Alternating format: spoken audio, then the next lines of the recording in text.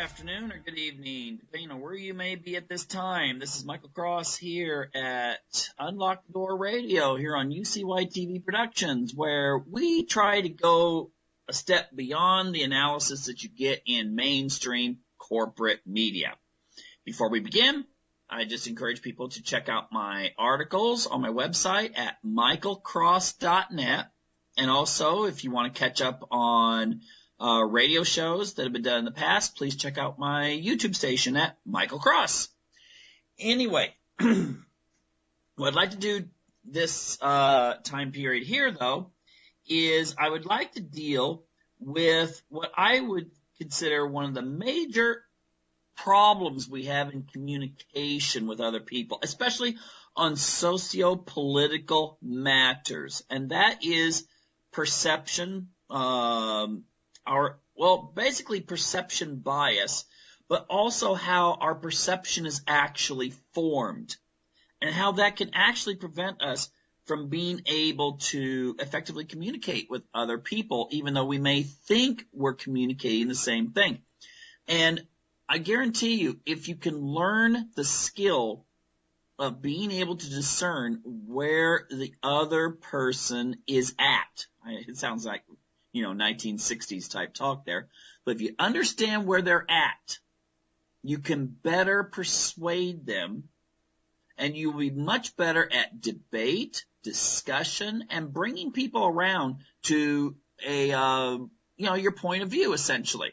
Which, if you're listening to this show, your point of view is probably that you like to question authority, and you like to stir things up a bit, and you probably dig a little deeper than the average person to find information. So therefore, this can give you some pointers. But I'd like to explain this concept because it's very vital in understanding how society has changed. And I'll tell you this much. I said it in a previous show last week. People from the left tend to have a better understanding of analysis than people of the right, because the people of the left, they see themselves as this it's a certain level of arrogancy, really, but it's a sense that they have the right answers, and you don't. So therefore, you're wrong. And so that has to be changed. We can't have people thinking wrong. Now, that sounds like a religion to a certain degree. When religion's allowed to have some domination over the society, in the sense of if you live in a country or an area that's controlled by a particular religion. They set up laws, and then when you question those laws, they're like, but God made those laws. How can you go against that? Well, obviously, liberals aren't really usually making reference to God, but at the same time, it's still that same basic premise. So they're always trying to find a new way to persuade people, a new way to get to them, whereas conservatives often just kind of feel like if I just explain things to people, they should understand. Well, that's not the case. People don't necessarily understand, because what you may be explaining could just as well be a foreign language if you don't understand where their perceptions are based. Okay, so let's get started on this just a little bit here. I promise a little bit of psychology here, but it's going to be a combination of sociology and psychology. Don't get scared off now, okay? This is interesting stuff. So don't start thinking, oh, Mr. Bates' really boring intro to psychology class I had when I was a junior in high school. Okay? We don't do it that way. Please don't think that we do here. We're going to go into a little bit more detail. Okay, so hold on. So basically, for those who are listening here, this could be a little difficult, but bear with me. Try to employ imagination here. But on the YouTube video, if you're listening to this on YouTube, I've shown a picture of a young woman in a short skirt, and she's got kind of this black robe type outfit, sheer black robe, and she's got her arms outstretched, so it's like she has wings, okay? And essentially, now, in art, we understand that people have different ways of interpreting things. Now, to those listening to this on YouTube, again, our perception and interpretations of the picture are based on our expectations. And basically, different people will analyze it differently and, of course, perceive it differently. I mean, analysis can take you into a whole bunch of different directions, okay? But people will perceive or put it all together, process it, digest it differently. So, for example, a person from a conservative Muslim background might first notice her exposed legs and obviously take a dim view of it in a similar way a conservative Christian might wonder if her black cape and wings indicates she's like a Wiccan, and then therefore, again, put some sort of negative connotation to it. Now, if it's a Wiccan person, or someone that has a positive attitude towards Wiccans or pagans or whatever, or they're like into cosplay, or they're into like fantasy role play like Lord of the Rings or something like that, then they might get a very positive vibe by this. They'd be thinking, oh, this is an expression of some sort of creativity or something. And I wonder what their character, if they're into cosplay, I wonder what character she's trying to be. Then again, someone from Oregon might wonder if the picture's from the Oregon Country Fair. It's this like big hippie festival in July down by Eugene, Oregon. While a fitness person might notice that she's in really good shape. The point is, a bunch of people can and will perceive the picture and its meanings in different ways. Now, our perceptions do, in fairness, help us make sense of the world, but they also can bind us. And this is a vital point when it comes to those who are fans of, like I said, alternative or independent media, or who like to dig deep in research into economics, politics, or social control exercised in society. You probably experience, when you talk to people and try to, let's say, awaken them, you probably experience a great deal of frustration when you encounter people and try to explain some aspect of your insights, and they just look at you like with this, blank, if not polite, but it's still a blank stare. Kind of like, I don't know how to process this. I don't know what's going on here.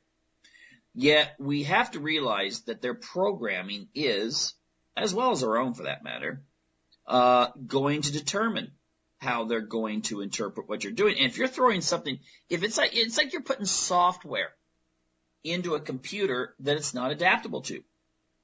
Okay? If your message is based on your notion of what's right and your findings, they're going to think you're crazy. I've seen one of those Facebook memes, it's kind of like, for those, the way people will perceive you if you've dug very deeply is that the more deeper you dig, the crazier you sound. Well, to a certain degree, you do. Okay? And I'm just saying this in fairness here. If you think that just giving the right answer, even though you know it's the right answer, to someone will persuade them, well, it won't necessarily. Now, if we look at social learning theory, it's mostly rooted in social psychology or even sociology. It's fairly accurate that most people form their self-identity at a young age. Now, my personal feeling is most people by around 6 or 7 have formed their basic idea of who they are really when it's going to come to relationships and stuff like that. That sounds Freudian, but I think there's some good validity to it. Whereas I've read that most people form their ideal of family when they are about 12. As they're just about ready to hit puberty. And that is a very vital time period to actually present any kinds of teaching on family, because it's hard to actually alter that later on. Just like, and I think there's a lot of validity to this, our image of God is based mostly on our fathers. That's why if you're raised in a liberal home, very permissive home, and your dad's kind of like one of those, hey dude, I think people should try things out and explore the universe and stuff, then your idea of God is going to conform to that. Whereas if your family's very authoritarian and it's like, you shall do this, or like an Old Testament sort of plague will come upon you, that's how your view of God's going to be. A very unforgiving, and basically he's just ready to smash you like an ant when you get out of line. And authoritative parents, the kind who are very rational with their kids, and they give a rule, but they explain why. Well, they usually turn out with this idea of a God who, like in the Bible when Moses is like negotiating with God, so is Noah and Abraham. We have these situations where these prophets are actually, well, God, yeah, I know you want to do this, but what if? Couldn't we try this instead? If there are 10 people in Sodom and Gomorrah, could we maybe spare it? Okay. This sounds to me like, a lot of these prophets were authoritative. They weren't like, ready to send down the fire and brimstone immediately. And that can really make a difference in the way people will perceive your message. If you're talking religion and you start saying, hey, you know what? I think maybe the era of Noah, maybe the reason why people were destroyed was because they were, I've looked at these ancient texts, writings from these ancient texts and some of the commentaries, and it seems that maybe genetic engineering was taking place during that time period, and God decided, okay, we got to start over here. It wasn't like let's just smash them. They're being naughty. People are naughty all the time. Let's just smush them, or drown them.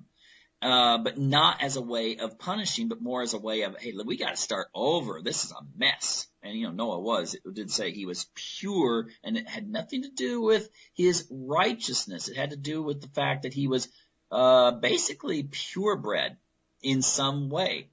Was it that he was not genetically altered? Who knows? But the thing is, you talk like this to people, and I know there's people listening right now going, oh my gosh, what planet is he from? Or was he using LSD when he came up with that? No. But the thing is, it is a factor in the sense that if you did learn when you were growing up that you need to explore things, compare things, and that you will come to truth, you will come to a closer understanding. Wasn't it Louis Pasteur who said a little bit of science can destroy your faith, whereas a deep knowledge of science can make you very spiritual? The thing is, a person who comes from a very hard line, God is there, he said it, that settles it, break the rules, and you're gone. Their ideas are going to extend not just to religion. If you're trying to talk to them, they've just shut off. You're like some sort of weird LSD hippie freak from Oregon. Okay. When you're talking about, whoa, you mean Noah could have been a scientist instead of a farmer? And those kinds of things. Like, I'm not listening now. In the same way as if you challenge someone's beliefs in some other area too. However, without going into this in a lot of detail, I just want people to remember that the image people are going to get about such things as religion is just as vital when it comes to their issue, to the ways they're going to see life, family, and so forth. For example, according to social learning theory, you may have a situation where your parents are going to be giving you your self-identity.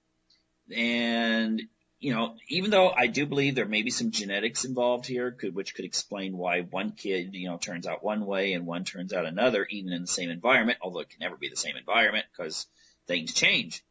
We could basically see such things as the family's values. They get taught. And this is where, when we're really young, we believe, our parents are an extension of God. Okay. What they say goes, no questions asked. And as we get older, we start noticing that that's not necessarily the case. But we should, depending on our family background, should still respect them and honor them. But when we're growing up, in theory, you're taught this is right, this is wrong. And you're taking notes, this is right, this is wrong. And that's going to be reinforced by religion or lack thereof. If you're raised in an environment where there's no religion, then it's hard for you to really understand a religious context, just as the same way when you're little.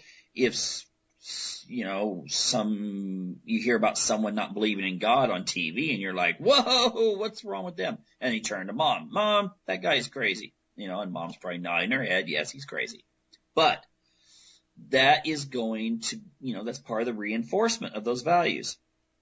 Comments, for instance, they take you to an art gallery. And when walking by a really famous painting where the woman there might be a woman who's topless or something. And then, the mom makes a comment like, why couldn't the artist have maybe painted something on her breast or something? That's just inappropriate. Well, a small child learns, that's inappropriate. That's a bad thing. If they're a girl, they're going to, when they get older, they're going to be thinking, oh my gosh, I would never let that happen to me. But the thing is that these little subtle comments will reinforce the values the parents gave. Parents might make a comment about beggars. If you're living in some place like Sweden, there's lots of beggars around. Almost in front of every store. And so, the parent might be just like, and make some snide comment when they walk out of the store past the beggar. Or they might give the kid some money and say, hey, go give the person some money. And, that could, the two different extremes could influence how they're going to feel about politics later on. Well, welfare. No way towards welfare. Or, we've got to help the poor people. And it could be something that if you took it back through psychoanalysis, might go right back to that moment with the beggar. Okay? But these comments can also include things like, driving laws or their actions. They're looking around, hey, no cops, let's go faster. And that sort of thing. The kid learns, well, when there's no cop, you go faster. Race, if someone makes a snide comment about a race, then that's going to be picked up on. The things you see in the media, the kids are all paying attention, and your comments will affect their basic foundations. Now, then you go into, but then you have to go into this. Now, this is interesting because, you're a product, let's say up to about 6 years of age. You've been basically molded by your parents, and probably your parents are going to hang around other parents of the same socioeconomic cultural background. So it's getting reinforced. If you go to church, you're probably going to be hanging out with people from your congregation. All right, so it's going to be reinforced. Now, then you're going to get the influences later of education. I'll come back to that in just a moment, but education, religion can continue being a big influence. Media is going to play a bigger influence as well, although it did play an influence earlier, but I'll get to that. And also what I want to get back to too is the fact that your mom and dad are not, autonomous in and of themselves. They had a culture that, formed their values and reinforced. This is why, I'll tell you this is why a lot of times you'll get a person who maybe they grew up in a very working class blue collar background. I'll give you an example. Vladimir Putin. He came from the labor class in his country. Of course, he applied himself, went into the KGB. And people are like, oh, KGB. Well, come on, George Bush, the older one, the smarter one. George Bush was also CIA director. So come on, we can't rip on the Russians for having ex-KGB when the United States had an ex-CIA. All right. So anyway, the thing is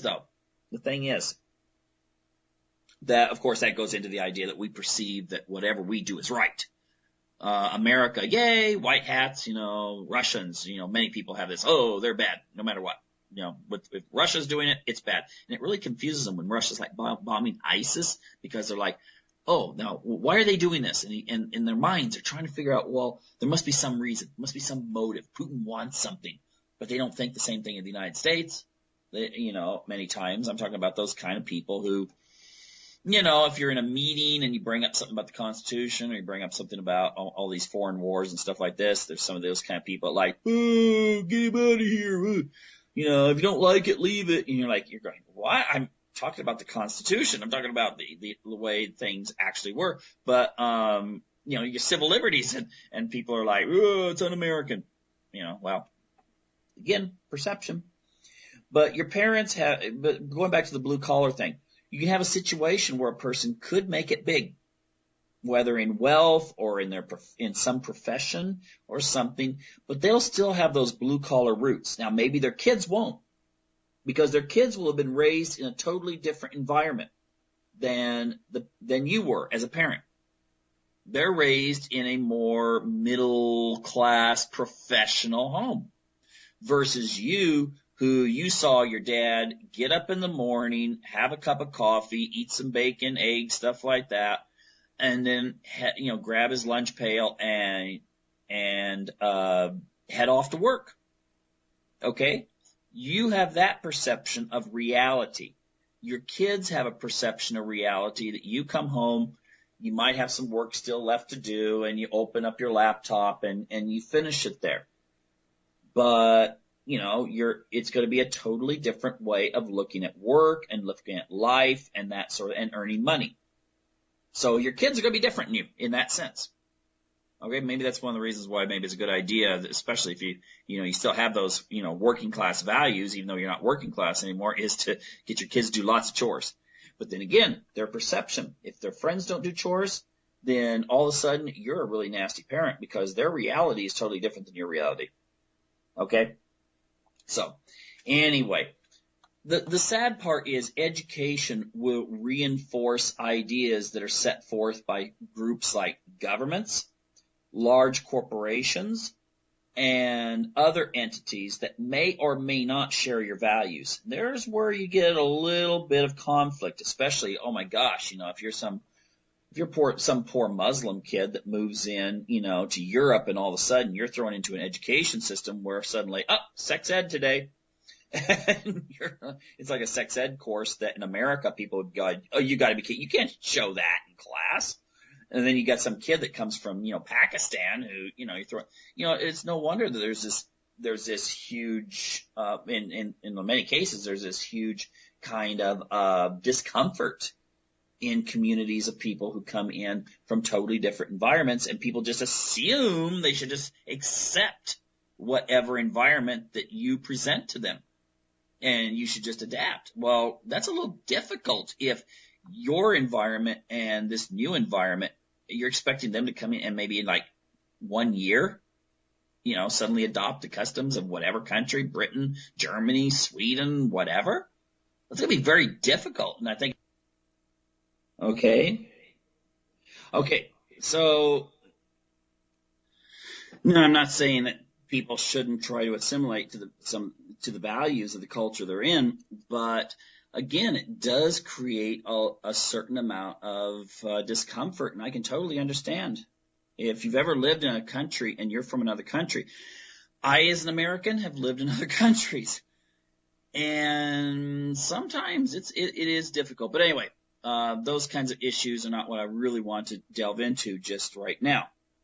But I will say that government through education is usually the instrument of government policy. And so it will create a perception of what's right and wrong. I know that when I went to school, when I was younger, I dreaded the fact. I don't know if they have to do this anymore in school. But in third grade, I knew that when you took PE, you had to dress down in front of other people. And I did not want that to take place. I had a strong fear of that. And so the thing is that, but after a few months of the class, pretty soon you get used to it. but it still was, again, it was a government imposed, because, the school is an arm of the government. And then, the rule is you dress down, undress, put your PE clothes on, get dressed when you go out and take PE. So in a sense, the government was kind of saying, you're going to get naked in front of other people, whether you like it or not. You have other instances where the values are going to come down and be and often conflicting with that of your parents. And so you're going to have this clash of civilizations, but it's not going to be this big thing like, Christianity versus Islam or something like that. It's going to be a clash of, for the most part, it's going to be a clash of civilizations in the sense that mom and dad taught me this was right and wrong. The school is teaching me this is right and wrong. But the programming from the school is going to be quite powerful because it's going to get reinforced more by the media, and it's going to be reinforced by the society in general through the laws. Whereas maybe the only place you're going to hear the other values you have when you go home is going to be your family. It's going to be your church, synagogue, mosque, whatever. But that is going to be the only counterbalance. But ultimately, the society has an incredible amount of power there. And even then, you will integrate these things. They'll fit. Okay? I mean, you're brought up, God created the world, but then science class says this, so you often integrate the two together. Actually, I think it makes a lot more sense doing that anyway, but that's just my point of view. The thing is, though, again, there's kids that come in. I know a family where I've had arguments with this guy constantly, because I believe, for instance, that Noah was like back 12,000 years ago. I think that I really do believe that. I do believe there was a deluge. I do believe that one particular family from what I believe is an advanced civilization gets away. But I don't think they're the only survivors. Okay, but we have arguments all the time. No. The flood took place 3,000 such and such BC, and I'm like, did you tell the Sumerians about that? And some of these other groups. But the thing is that, again, is it fair in the school for if the teacher says, that was just mythology, there was nothing to it at all? Well, we have that, and that can influence perception. And you also have, in school, you have the idea that, again, this is something I didn't like. I like to stay in shape. I love running, bike riding, but I'm an individualistic person. School celebrates sports. I thought there was something a little bit wrong to a certain degree that I did not like sports. I didn't like to play them. I didn't like to watch them. Okay, what's wrong with me? Maybe nowadays they'd say maybe I was gay or something like that. No, I wasn't. It was just that I didn't like sports. I felt like, if I'm going to play it, sure, I'll go out there and maybe, take part. I liked baseball. But do I really want to go out and play football, soccer, or basketball, these kinds of things? I didn't see the point. But still, the system teaches you that there is a point, that everyone should respect their football team, their basketball team, their wrestling team, and it's us versus the other side, often taking like animal mascots or something like that. The Panthers versus the Wolverines or those kinds of things. And maybe this is kind of an integrating us to kind of believe in this war type thing, that this is kind of a way of letting off steam and so forth, like in ancient societies. But it gets us used to, okay, we're sending out our warriors out on the football team. Was that much different than sending your warriors off to fight a battle? I don't know. I mean, I'll deal with that later. But again, perception. Now, this reminds me of one thing. I remember back in the Soviet era that there was a girl who had written to I think it was Yuri Andropov and asked about life in Russia, and he invited this American girl to come over to Russia, if I remember it right. It's a long time ago. but then a Russian girl came over to America. So it was like this exchange so they could see each other's cultures. And I remember the Russian girl had said, my gosh, there's a lot of the violence in entertainment. She wasn't used to it. And the thing is, we get used to it. Our perception now is, oh yeah, a movie where people are getting their heads cut off and stuff like that is okay. Maybe even family entertainment. Versus back in the 1920s and 30s, or even a little bit before that, when the Great Train Robbery video was produced by Edison. And it just has a scene where it looks like someone's gotten shot. And people were fainting in the audience because they were not integrated into this like violence culture. Now we have violence and people don't even really think much of it. We have, to a large degree, if there's nudity in a program, people don't flinch that much anymore because our perceptions have been changed. But who changed them? Was it us? Was it our churches? Did all of a sudden your church come out and say, hey, naked people shooting guns on TV, that's fine. If you're watching some cable show or something, naked people shooting guns. Come think of it, I saw an action thriller where actually it was a hit woman who was, she'd been taking like a shower or something and had to grab a gun and shoot a bunch of bad guys or something in the house. But the thing is, your church didn't come out with that. Your family probably didn't just all of a sudden say, by the way, hey, that's okay, for this kind of entertainment. It's a slow process that the more you really, really reach into it, you find out your perceptions have actually probably been both a combination of re-education and what they call systematic desensitization. Systematic desensitization is the more something is presented to you, the less offensive it is. And eventually you integrate it into your perception of what is normal. So if you have something that's very violent, lots of sex in it, stuff like that, things that would have freaked out audiences in the past, whether they be liberal, conservative, atheist, whatever, it would have freaked out audiences in the past. And now it doesn't bother us.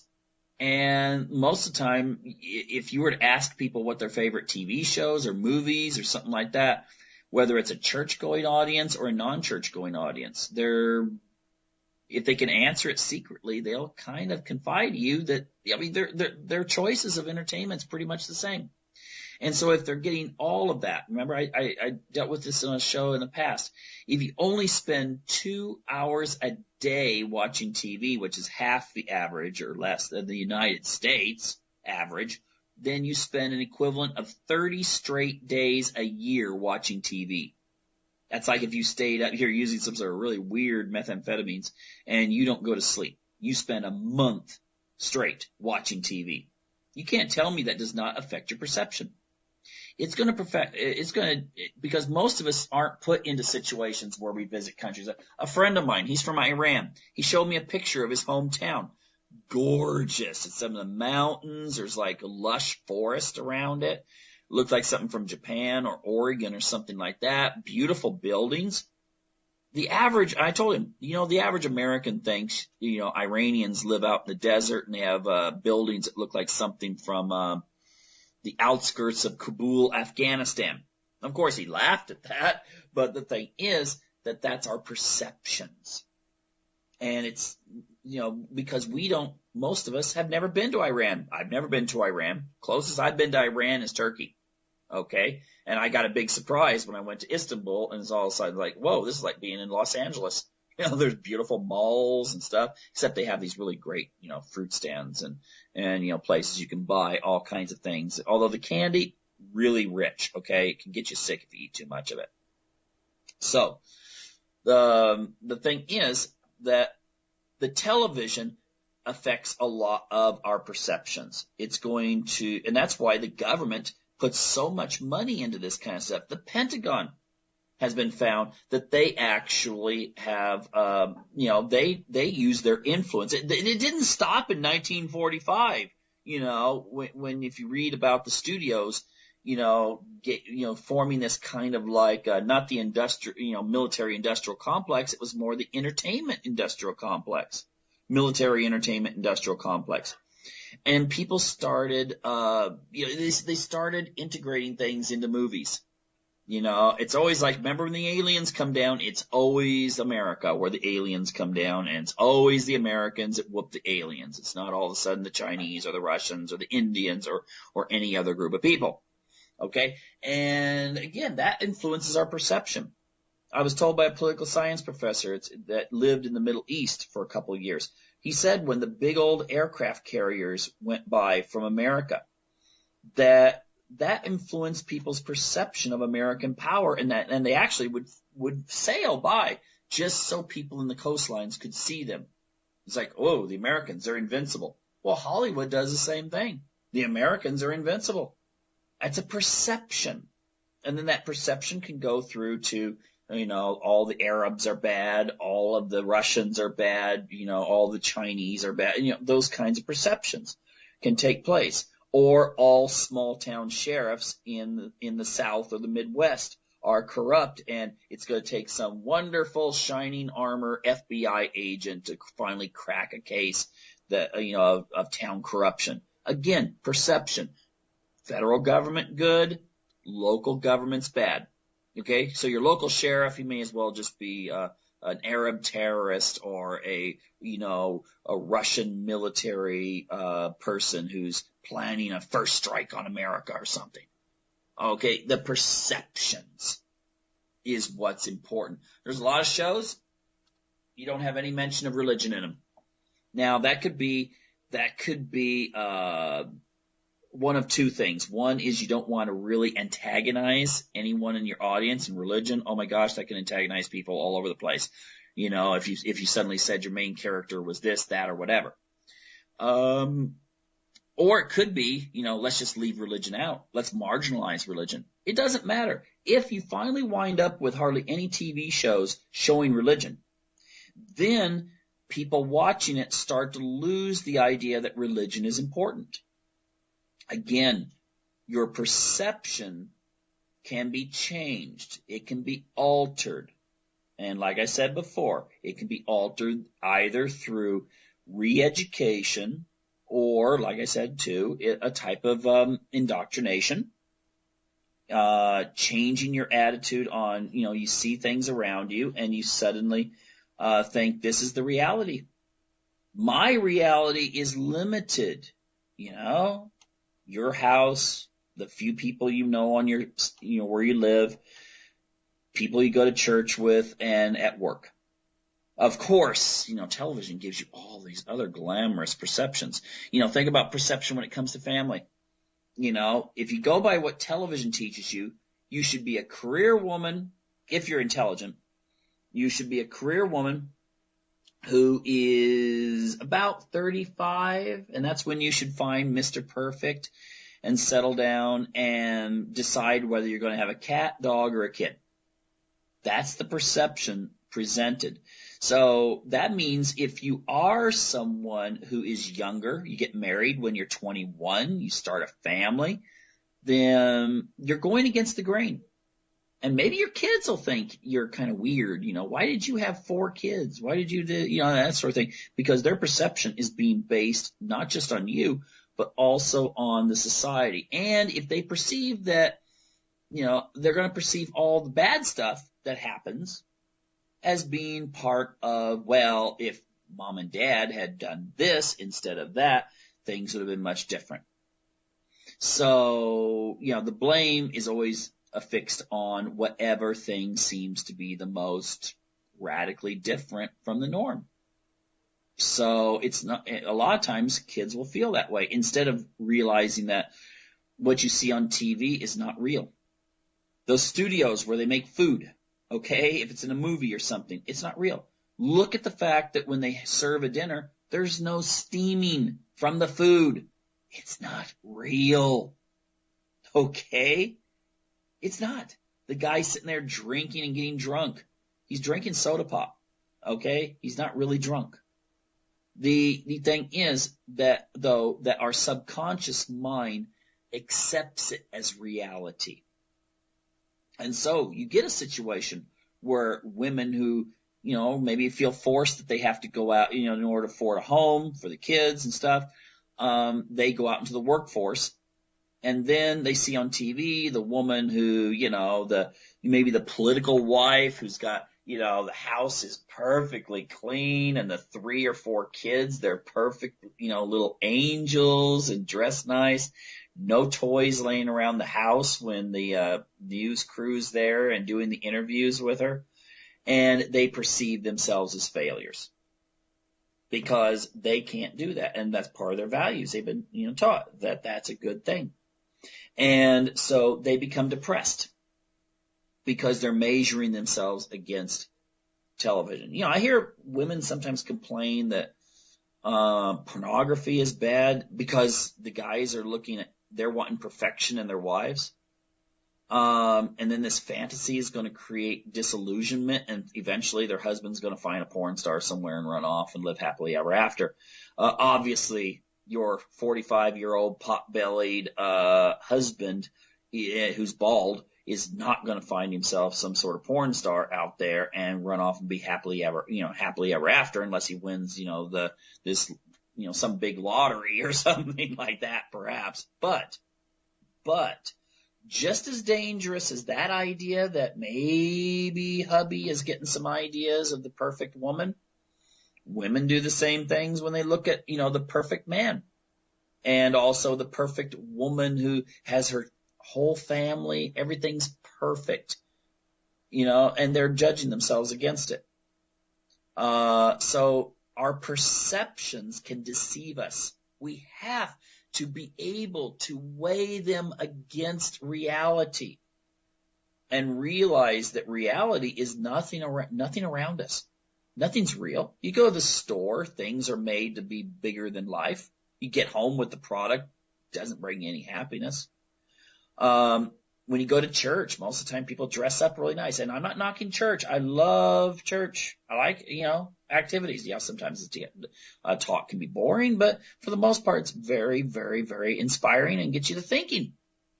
The thing is, though, that everyone puts a suit and tie on and nice clothes. You're not seeing them in their normal state of affairs unless you know them personally. And sometimes you judge yourself against them. And then school, that's the most artificial environment you can have unless you are B.F. Skinner with your lab full of rats. Okay, because essentially that's what our school system is based on, is behaviorism. Bell rings, stimulus response. This is what you do. You got 10 minutes to get to the next class. Bell rings. Oh, time to be hungry. So you go in there, salivate, and eat your food, eat your pellets and whatever. And now you should be happy and go to your next class and conform there too. Very artificial environment. I think the only place you're going to actually find a truly sincere, realistic environment ultimately is your home itself and your traditions. And then you got to look at your traditions of which ones are really yours. Now, of course, we could go all the way back and I can explain everything. My wife gets really irritated when around Christmas I'm saying, oh, the mistletoe, that's originally from a fertility rite that took place here. And, Christmas ham, Jesus never ate ham. He was Jewish, he was a rabbi. And, that comes from a sacrifice for fertility to the goddess Freya in the north. All these guys, and she's just like, would you stop it? Of course, obviously, you can just keep going on and on and on. But it's sometimes kind of a good idea to just find what traditions are really honest and sincere, not some sort of tradition. Like, did you know, this is really interesting. I guess it works sort of an advertisement. But in Sweden, on Christmas Eve, or the day before Christmas Eve, because they actually celebrate Christmas on Christmas Eve, people at 3:00 in the afternoon, they have a Donald Duck 30-minute something like 30 minutes, I guess, the Donald Duck cartoon. Now it's just a compilation, a whole bunch of different scenes from different Donald Ducks and so forth. It's turned into a tradition. to me, it's sort of cute, but in another way, it's sort of like, what has this got to do really with Christmas? I mean, I can see some of the other traditions. They've been around for a long time, but I think ultimately we need to take a look at our traditions and try to enrich them. And maybe if you do have some traditions you can pull from your ancestors, maybe your people or whoever you are, whatever you are, you haven't had a Christmas tradition. Well, find some stuff that maybe do your genealogy. Oh, you're from Germany. Well, maybe integrate some stuff from Germany into your Christmas traditions and stuff. If you're from other cultures, don't let your perception be polluted, so to speak, from media and other, whatever power structures in charge of your governments. Be who you are and try to be, be an individual. Now, Friedrich Nietzsche, I've quoted this a bunch of times in videos. He said, if you try to be an individual, you try not to be engulfed by the tribe, you're going to be lonely, you're going to feel like an outcast, but it's worth it knowing who you are. And I think that's very vital.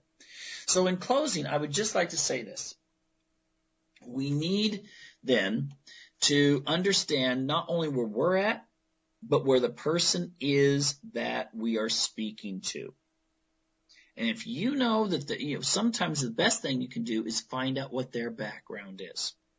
And if you really want to sincerely communicate a message to them, you have to work through that.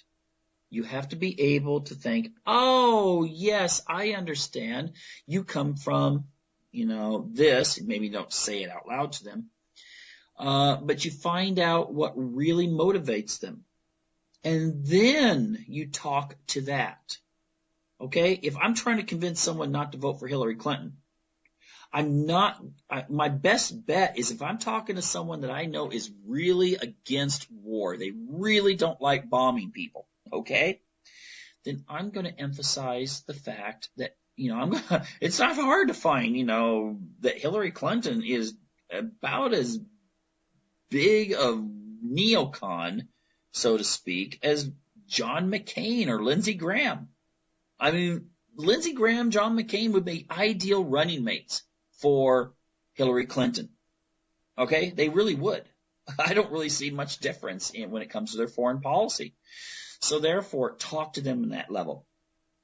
If you're talking to someone who they're motivated by the fact that they can't make ends meet, then you talk to them in reference to other areas where you can find common ground. Don't try to convert them in everything. That's probably one of the reasons I could sit down and talk to a radical feminist and we can come to agreements on lots of stuff. We may leave each other and not be actually in agreement on that much more than we were. But she's going to know that I actually see the world somewhat the way she does. There are some commonalities, and we all have commonalities we share with other people. And then we can work together. I can just as easily work with someone who's feminist or highly religious, whether they be Southern Baptist or Muslim. It doesn't matter. Because ultimately, if you find the areas where you do have the common ground and accentuate, really tap into those, then you have mutual respect. And then you can communicate. If you have a difference of opinion with someone on an issue, you can communicate with them and they will listen. And you can listen to where they're coming from too. Doesn't mean that you're going to go out and vote for Bernie Sanders, okay? Or Hillary. Actually, I'd rather vote for Bernie Sanders than Hillary. But the thing is that ultimately you've got to find those common grounds where your perception is the same. Where you could say, you and I agree on this because we see the world the same way. Maybe for different reasons, but we still see the world in the same way. And that's how you can really communicate with each other. And that is how you're going to have social change. And that is if it can work with someone who's diametrically different than you, when it comes to your politics or your religion or something like that. Think about how easier it will be to communicate with people who actually do agree with you on most issues, but they just don't see the big picture in the sense of what's really going on in the world. Okay, they still get their news from the corporate networks. They still get their viewpoints from their whatever labor union that they belong to, but you find out too that they agree with you on this issue. That's how you work with it. Don't take them head on with a tank. Okay, it doesn't work. You can even turn off someone who's 99% in agreement with you, but that 1% difference can be what can shatter your relationship with that person. Whereas if you can be 1% the same with someone and have a great relationship with them, if you know how to see the world the way they do and understand it. For the next few moments, I would like to actually talk about how we can break through the clutter in our minds that's created in modern society. And essentially what I'm talking about is such things as becoming slaves to trends, becoming pretty much driven by how the society pushes us. And, I think it was George Bernard Shaw who said about 2% of people have creative thoughts, and the rest, there's 2% that believe that they have creative thoughts, and the rest would rather perish than come up with a creative thought. I don't think that's natural, though. I think that is promoted by society. I've written articles about it. You can check my articles out at michaelcross.net. What I believe, ultimately, is that our education system and our media, and I'm going to focus on those. I'm not going to focus with government because the government's involved in this, but education and media. Now, it was John Dewey who actually, and I'm paraphrasing this, who said that individual thought in students was a threat to a collective society. And, you had to, counteract that. Now, the thing is, that could explain, since he was so influential over American education systems, okay, when the current public school system in America was being formulated. And if you take a look at the way things are, it's not really teaching people how to analyze. It's even gotten worse now that you've gotten these standards-based systems in which it doesn't really matter the whys, it's just knowing the facts, knowing the dates. You don't have to understand why World War II took place and maybe some of the arguments over various factors that contributed to it. It's more important kind of knowing when it took place, who the major players were, and what the outcomes were. And that leaves people very one-dimensional, and it makes it boring. Okay? Most educators say don't use Wikipedia, because obviously you can't, people can change and information, or you could have websites that are sponsored by corporations and stuff like that, and they keep it up to date, showing the good side and everything. But at the same time, they don't really encourage you to go into the analysis, not until you get into college and university. You're not really encouraged to criticize your sources and to question your sources. But I'll say this right now. The number one thing you can do to protect your kids from falling victim to this kind of mind control, this kind of groupthink, is you need to teach them to say why, and you need to teach them to be able to see issues from a variety of perspectives. And that goes for adults too. Okay? I've noticed this when it comes to people raising their kids in religion. And this is generalities, and maybe it's anecdotal, but I think it actually fits to reality. And that is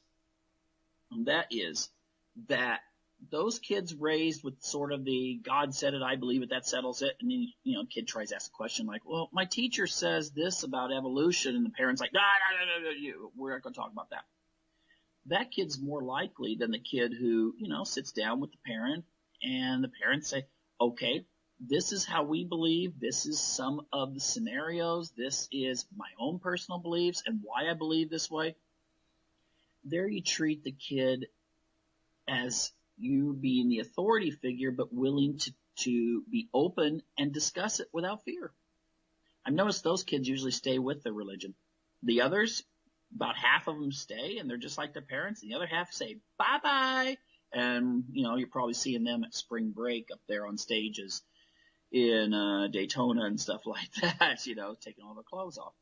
The thing is that we need to teach our kids skills to get through this kind of society. And we also need to ask the questions ourselves. What values do we have that actually contradict our basic core values? I know so many people, for instance, let's say the Christians, that they believe one thing, and yet 40 years ago, the prevailing attitude in Christianity was something totally different. Did Christianity change on, I don't know, let's throw an issue out, birth control? Did God change his mind, because of some situation comedies put on during the 70s? No. And so I'm not going to go into the issue, in depth here, but I'm just going to ask, why is it different now than it was 40 or 50 years ago when Christianity had a different attitude, or at least Protestantism or non-Catholics? The Catholics still try to keep it. And if you can't answer that question, you need to evaluate that as well as all the other values that you feel, this is how I feel about this issue, this issue, this issue. Even if you actually do say, okay, I believe in this, but then something comes on TV and you're kind of like going, like let's say I don't believe, I'm totally against adultery, but you're rooting for the character on TV to have the affair with the person who really does love them. Ask yourself what propaganda message is there, and then try to figure out what you could do to maybe be a little bit more consistent. Okay? First, you have to ask where something comes from, and then your perception will change after that. Because then, when you start questioning, that is when the ice that's surrounding you starts melting. And when it comes to the, jumping in here to the media, the media, you've got to realize if you put yourself in the position that you were writing the scripts to the TV shows that you watch. Put yourself in the position that you're doing it. You know as well as I do that you would put things in there. You would subtly put them in. I mean, in my own book series, Freedom from Conscience, I integrate things like my, kind of a libertarian, conservative, traditional mindset into the plots. Very pro-family, even though it's a psychological thriller and has sometimes some violence and stuff like that. It still is something that I interject. Whereas if someone else was given let's say is told to re-edit the book, they might place their values in there. So everything you watch on TV, you don't know who wrote it, you don't know who produced it, you don't know who directed it. But you can subtly see, analyze it. What's the message coming across? Do you find yourself rooting for the person who's screaming at their religious mother when she wants them to come home at night? If you find yourself rooting that way, then your perception has been changed by that media. So I really encourage people, ask the question why. And that's the quickest way you are going to change your perception. And then when you combine the why, and then you combine that with research, that will place you in a position that your values will be consistent with the way that you actually are emotionally reacting to the world. And that can be transferred on to your children and your grandchildren. And they will be able to not be what you now are saying, I can't believe those people I see on TV right now. And then 20 years from now, they're the mainstream. And maybe you're part of it by that time.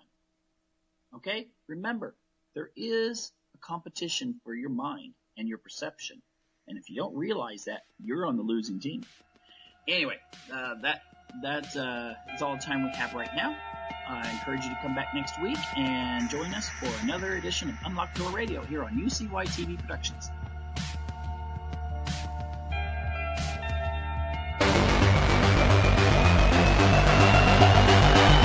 My name is S.M. Gibson, and I am the host of Anti-Media Radio on UCY.TV.